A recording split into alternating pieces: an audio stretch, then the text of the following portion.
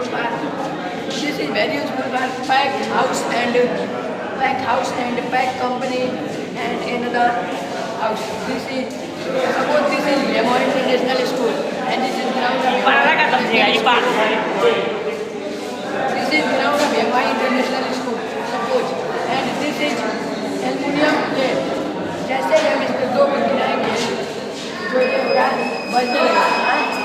इससे हमें पता चलेगा कि बारिश हो रही है और तब हम अपने मालूम चल जाएगा बारिश हो रही है। ये एल्युमिनियम प्लेट है और ये 9 वोल्ट की double battery and this is DC बाजार एंड ये NPN transistor 337 and this is LED bulb. Okay.